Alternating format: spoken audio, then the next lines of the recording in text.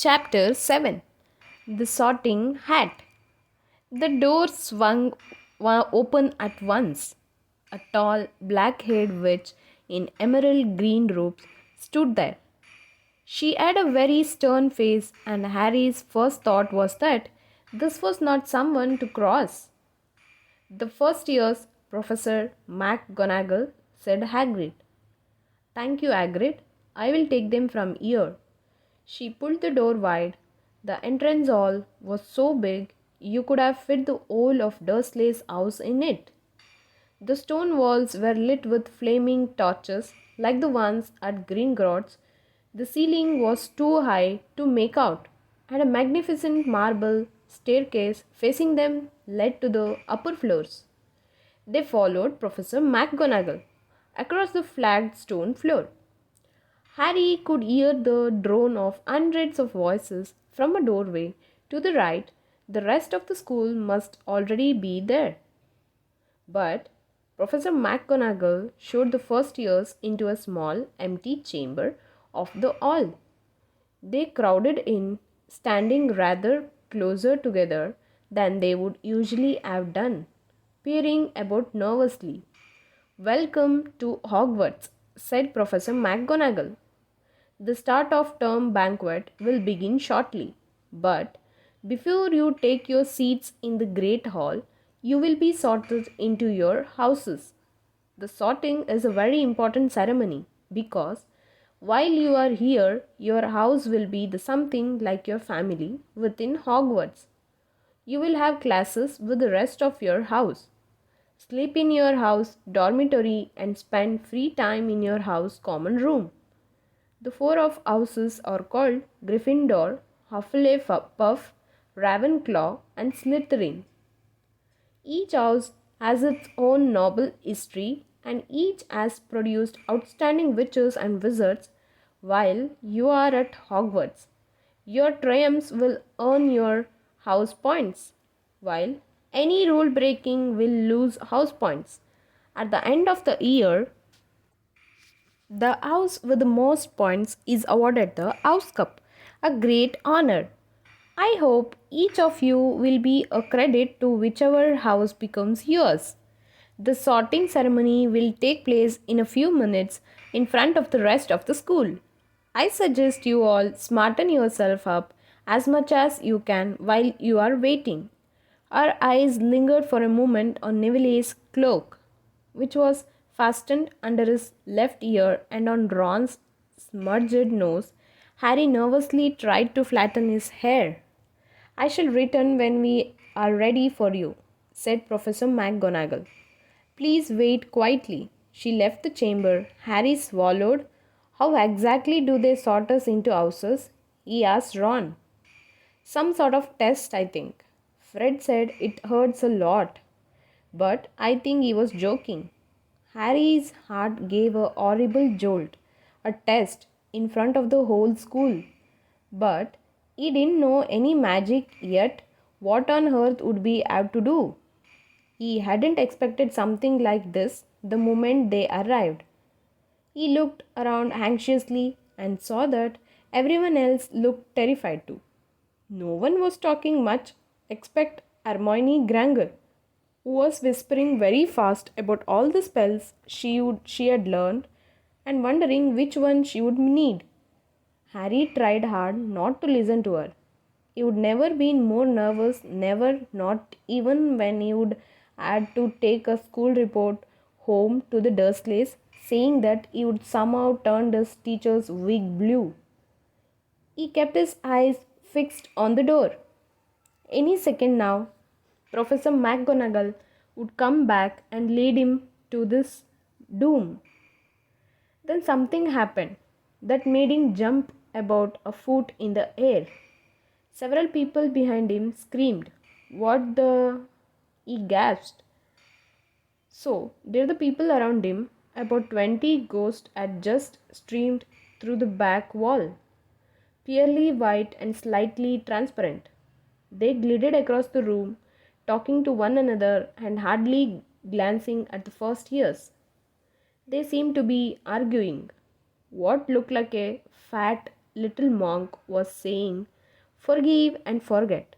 I say, we ought to give him a second chance.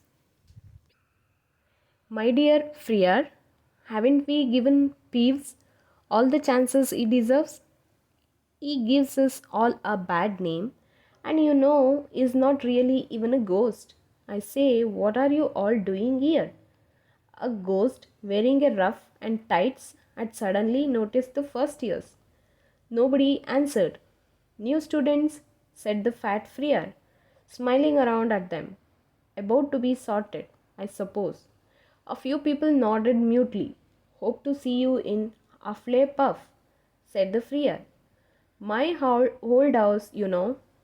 "Move along now," said a sharp voice. "The sorting ceremony is about to start." Professor McGonagall had returned. One by one, the ghosts floated away through the opposite wall. "Now, form a line," Professor McGonagall told the first years, "and follow me." Feeling oddly as though his legs had turned to lead, Harry got into line behind a boy with sandy hair, with Ron behind him, and they walked out of the chamber, back across the hall, and through a pair of double doors into the great hall. Harry had never even imagined such a strange and splendid place. It was lit by thousands and thousands of candles that were floating in midair over four long tables, where the rest of the students were sitting. These tables were laid with glittering golden plates and goblets. At the top of the hall was another long table where the teachers were sitting. Professor McGonagall led the first years up there, so that they came to a halt in a line facing the other students with the teachers behind them. The hundreds of faces staring at them looked like pale lanterns in the flickering candlelight. Dotted here and there among the students, the ghosts shone misty silver. Mainly to avoid all the staring eyes, Harry looked upward and saw a velvety black ceiling dotted with stars. He heard Hermione whisper, "It's bewitched to look like the sky outside." I read about it in Hogwarts, history. It was hard to believe there was a ceiling there at all, and that the great hall didn't simply open on to the heavens. Harry quickly looked down as Professor McGonagall silently placed a four-legged stool in front of the first years. On top of the stool, she put a pointed wizard's hat. This hat was patched and frayed and extremely dirty. Aunt Petunia wouldn't have let it in the house. Maybe they had to try and get a rabbit out of it. Harry thought wildly. That seemed the sort of thing. Noticing that everyone in the hall was now staring at the hat, he stared at it too. For a few seconds, there was complete silence. Then the hat twitched. A rip near the brim opened wide like a mouth, and the hat began to sing. "Oh, you think I am pretty, but don't judge on what you see. I will eat myself if you can find a smarter hat than me. You can keep your bowler's back, your top hat sleek and tall, for I am the Hogwarts sorting hat, and I can cap them all. There is nothing hidden in your head the sorting hat can't see. So try me on, and I will tell you where you ought to be. You might belong in Gryffindor, where dwell the brave at heart. Their daring nerve and chivalry set Gryffindors apart. You might belong in Hufflepuff, where they are just and loyal. Those patient Hufflepuffs are true and unafraid of toil.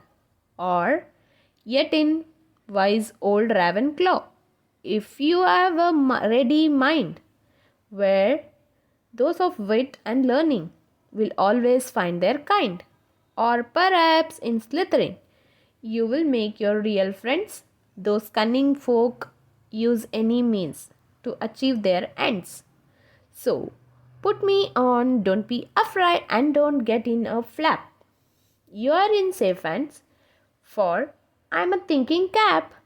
The whole hall burst into applause as the hat finished its song. It bowed to each of the four tables and then became quite still again. So, we have just got to try on the hat. Ron whispered to Harry. I will kill Fred. He was going on about wrestling a troll. Harry smiled weakly.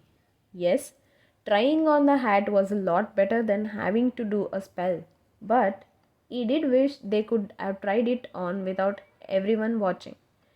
The hat seemed to be asking rather a lot. Harry didn't feel brave or quick witted or any of it at the moment. If only the hat had mentioned a house for people who felt a bit queasy, that would have been the one for him. Professor McGonagall was now stepped forward holding a long roll of parchment. When I call your name, you will put on the hat and still sit on the stool to be sorted, she said. About Anna. A pink faced girl with blonde pigtails stumbled out of line, put on the hat which fell right down over her eyes, and sat down. A moment's pass. Hufflepuff, shouted the hat. The table on the right cheered and clapped as Hannah went to sit down at Hufflepuff's table. Harry saw the ghost of the fat friar waving merely at her. Bones Susan. Hufflepuff, shouted the hat again, and Susan scuttled off to sit next to Anna. Boot Terry, Ravenclaw. The table, second from the left, clapped this time. Several Ravenclaws stood up to shake hands with Terry as he joined them.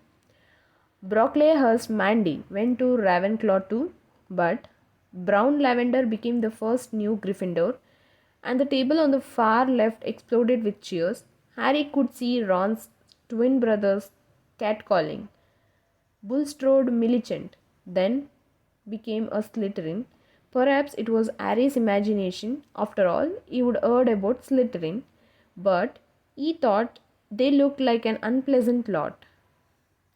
He was starting to feel definitely sick now.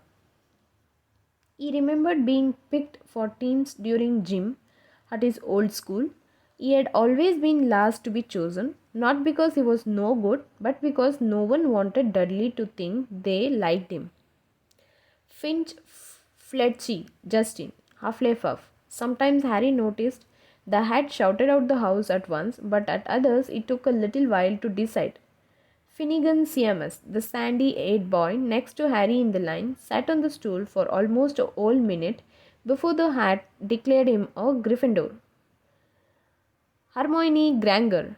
Hermione almost ran to the stool and jammed the hat eagerly on her head. Gryffindor, shouted the hat. Ron groaned. A horrible thought struck Harry, as horrible thoughts always do when you are very nervous. What if he wasn't chosen at all? What if he just sat there with the hat over his eyes for ages until Professor McGonagall jerked it off his head and said there had obviously been a mistake and he would better get back on the train? When Neville Longbottom, the boy who kept losing his toad, was called, he fell over on his way to the stool. The hat took a long time to decide with Neville. When it finally shouted Gryffindor, Neville ran off still wearing it and had to jog back amid gales of laughter to give it to the MacDougall Morag. Malfoy swaggered forward when his name was called and got his wish at once. The hat had barely touched his head when it screamed, Slytherin. Malfoy went to join his friends Crabbe and Goyle, looking pleased with himself. There weren't many people left now. Moon, Knott, Parkinson, then a pair of twin girls, Patil and Patil, and then Perks, Sally Anne, and then at last Harry Potter. As Harry stepped forward, whispers suddenly broke out like little hissing fires all over the hall. Potter, did she say? the Harry Potter. The last thing Harry saw before the ad dropped over his eyes was the hall full of people craning to get a good look at him. Next second, he was looking at the black inside of the hat. He waited. Said a small voice in his ears. Difficult, very difficult. Plenty of courage, I see. Not a bad mind either. There is talent, oh my goodness, yes. And a nice thirst to prove yourself. Now that's interesting. So, where shall I put you? Harry gripped the edges of the stool and thought, not Slytherin, not Slytherin. Not Slytherin. Oh, said the small voice. Are you sure? You could be great, you know. It's all here in your head, and Slytherin will help you on the way to greatness. No doubt about that. No. Well, if you are sure, better be Gryffindor. Harry heard the hat shout the last word to the whole hall. He took off the hat and walked shakily towards Gryffindor table. He was so relieved to have been chosen and not put in Slytherin. He hardly noticed that he was getting the loudest cheer yet. Percy the Perfect got up and shook his hand vigorously, while the Weasley twin yelled, "We got Potter! We got Potter!" Harry sat down opposite the ghost in the rough he would seen earlier. The ghost patted his arm, giving Harry the sudden horrible feeling he would just plunged it into a bucket of ice cold water. He could see the high table properly now. At the end, nearest him sat Hagrid, who caught his eyes and gave him the thumbs up. Harry grinned back, and there, in the center of the high table, in a large gold chair, sat Albus Dumbledore. Harry recognized him at once from the card he had gotten out of the chocolate frog on the train. Dumbledore's silver hair was the only thing in the whole hall that shone as brightly as the ghost. Harry spotted Professor Quirrell too, the nervous young man from the leaky cauldron. He was looking very peculiar in a large purple turban. And now there were only 4 people left to be sorted. Thomas, Dean, a black boy even taller than Roy, joined Harry at the Gryffindor table. Turpin Lisa became a Ravenclaw, and then it was Ron's turn. He was pale green by now. Harry crossed his fingers under the table, and a second later the hat had shouted Gryffindor. Harry clapped loudly with the rest as Ron collapsed into the chair next to him. "Well done, Ron. Excellent," said Percy Weasley pompously across Harry as Zabini Blaze was made a Slytherin. Professor McGonagall rolled up her scroll and took the sorting hat away. Harry looked down at his empty gold plate. He had only just realized how hungry he was. The pumpkin pastries seemed ages ago. Albus Dumbledore had gotten to his feet. He was beaming at the students, his arm open wide, as if nothing could have pleased him more than to see them all there. "Welcome," he said. "Welcome to a new year at Hogwarts. Before we begin our banquet, I would like to say a few words, and here they are. Nitwit, blubber, oddment, tweak. Thank you." He sat back down. Everybody clapped and cheered. Harry didn't know whether to laugh or not. "Is he a bit mad?" he asked Percy uncertainly. "Mad?" said Percy airily. "He's a genius, best wizard in the world. But he is a bit mad. Yes, potatoes." Harry's mouth fell open. The dishes in front of him were now piled with food. He had never seen so many things he liked to eat on one table: roast beef, roast chicken, pork chops and lamb chops, sausages, bacon and steak, boiled potatoes, roast potatoes, fries, Yorkshire pudding, peas, carrots, gravy, ketchup, and for some strange reason peppermint humbugs. The Dursleys had never exactly starved Harry, but he would never been allowed to eat as much as he liked. Dudley had always taken anything that Harry really wanted. Even if it made him sick, Harry piled his plate with a bit of everything except the peppermints and began to eat. It was all delicious. That does look good, said the ghost in the rough sadly, watching Harry cut up his steak. Can't you? I haven't eaten for nearly 500 years, said the ghost. I don't need to, of course, but one does miss it. I don't think I have introduced myself. Sir Nicholas D. Miss Me Porpington at your service. Resident ghost of Gryffindor Tower. I know who you are, said Ron suddenly. My brothers told me about you. You're nearly headless Nick. I would prefer you to call me Sir Nicholas. They miss me. The ghost began stiffly. But sandy haired Seamus Finnegan interrupted. Nearly headless? How can you be nearly headless? Sir Nicholas looked extremely miffed, as if their little chat wasn't going at all the way he wanted. Like this, he said irritably. He seized his left ear and pulled. His whole head swung off his neck and fell onto his shoulder as if it was on a hinge. Someone had obviously tried to behead him, but not done it properly. Looking pleased at the stunned looks on their faces, nearly headless Nick flipped his head back into his neck, coughed, and said, So, new Gryffindors, I hope you are going to help us with the house championship this year. Gryffindors have never gone so long without winning. Slytherins have got the cup 6 years in a row. The bloody Baron's becoming almost unbearable. He's a Slytherin ghost. Harry looked over at the Slytherin table and saw a horrible ghost sitting there, with blank, staring eyes, a gaunt face, and robes stained with silver blood. He was right next to Malfoy, who Harry was pleased to see. Didn't look too pleased with the seating arrangements. How did he get covered in blood? Asked Seamus with great interest. I have never asked, said nearly headless Nick delicately.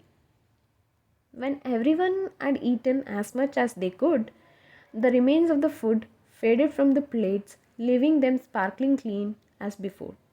A moment later, the desserts appeared.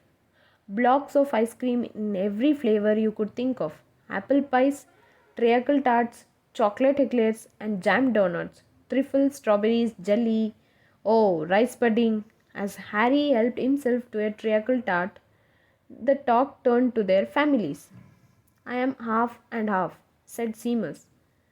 Me, dad's a muggle. Mom didn't tell him she was a witch till after they are married. Bit of a nasty shock for him. The others laughed. What about you, Neville? Said Ron. Well, my gran brought me up and she is a witch, said Neville. But the family thought I was all muggle for ages. My great uncle Algae kept trying to catch me off my ground and force some magic out of me. He pushed me out of the end of Blackpool Pier once. I nearly drowned, but nothing happened until I was 8. Great Uncle Algae came round for dinner and he was hanging me out of an upstairs window by the ankles when my great auntie Enid offered him her meringue and he accidentally let go. But I bounced all the way down the garden and into the road. They were all really pleased. Gran was crying. She was so happy. And you should have seen their faces when I got in here. They thought I might not be magic enough to come. You see, Great Uncle Algae was so pleased he bought me my toad. On Harry's other side, Percy, Weasley, and Hermione were talking about lessons. I do hope they start right away. There is so much to learn. I'm particularly interested in transfiguration, turning something into something else. Of course, it's supposed to be very difficult. You will be starting small, just matches into needles, and that sort of thing. Harry, who was starting to feel warm and sleepy, looked up at the high table again. Hagrid was drinking deeply from his goblet.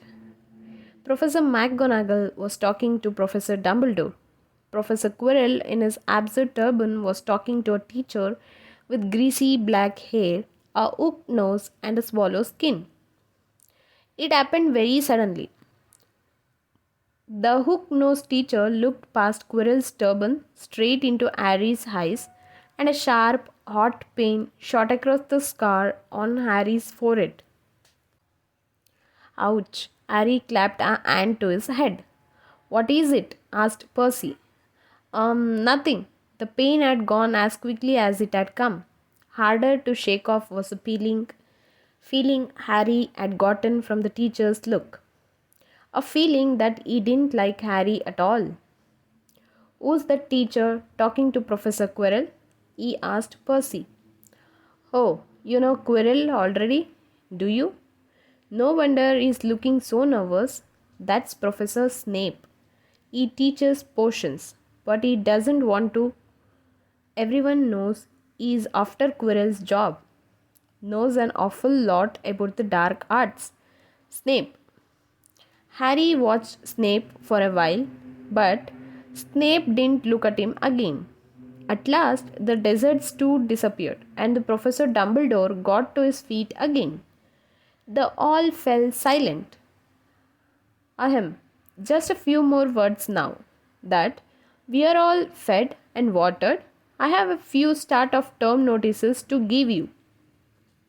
First years should note that the forest on the grounds is forbidden to all pupils, and a few of our old students would do well to remember that as well. Dumbledore's twinkling eyes flashed in the direction of the Weasley twins.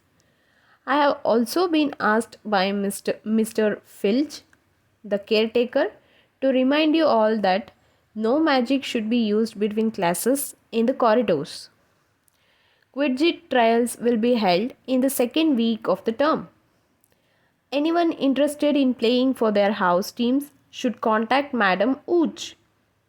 And finally, I must tell you that this year the third floor corridor on the right hand side is out of bounds to everyone who does not wish to die a very painful death. Harry laughed, but he was one of the few who did. He is not serious, he muttered to Percy. Must be, said Percy, frowning at Dumbledore. It's odd because he usually gives us a reason why we are here, not allowed to go somewhere. The forest full of dangerous beasts. Everyone knows that.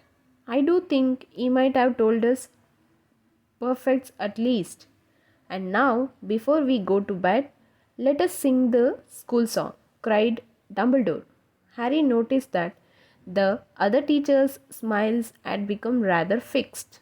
Dumbledore gave his wand a little flick, as if he was trying to get a fly off the end, and a long golden ribbon flew out of it, which rose high above the tables and twisted itself, snake-like, into words. Everyone picked their favorite tune, said Dumbledore, and off we go. And the school bellowed, Hogwarts, Hogwarts, Oggy Hogwarts, teach us something please. Whether we be old and bald, or young with scabby knees, our heads could do with filling with some interesting stuff.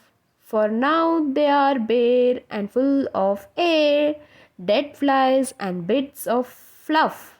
So, teach us things worth knowing. Bring back what we have forgot. Just do your best. We will do the rest and learn until our brains all rot.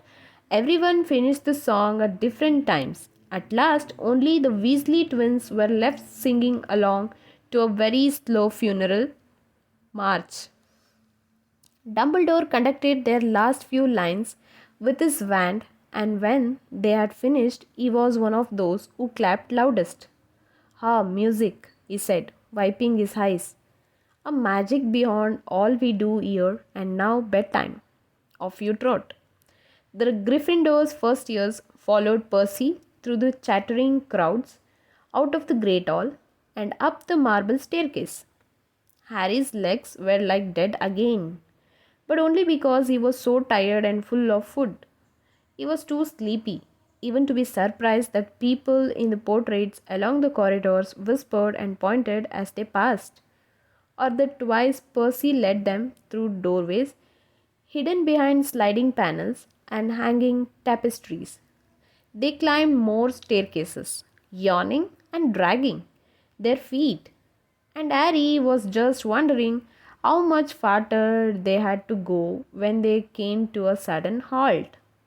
A bundle of walking sticks was floating in mid-air ahead of them, and as Percy took a step toward them, they started throwing themselves at him.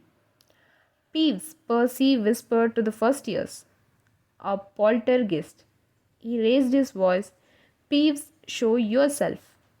A loud, rude sound like the air being let out of a balloon answered, do you want me to go to the bloody baron? There was a pop, and a little man with wicked, dark eyes and a wide mouth appeared, floating cross legged in the air, clutching the walking sticks. Oh, he said with an evil cackle, Ecclefusties, what fun! He swooped suddenly at them. They all ducked. Go away, Peeves, or the Baron will hear about this. I mean it, barked Percy. Peeves stuck out his tongue and vanished, dropping the walking sticks on Neville's head. They heard him zooming away, rattling coats of armor as he passed. You want to watch out for Peeves, said Percy, as they set off again. The bloody Baron's the only one who can control him. He won't even listen to us. Prefects. Here we are. At the very end of the corridor hung a portrait of a very fat woman in a pink silk dress. Password, she said. Capcut Draconis, said Percy, and the portrait swung forward to reveal a round hole in the wall. They all scrambled through it. Neville needed a leg up and found themselves in the Gryffindor common room. A cozy, round room full of squashy armchairs. Percy directed the girls through one door to their dormitory and the boys through another. At the top of a spiral staircase, they were obviously in one of the towers.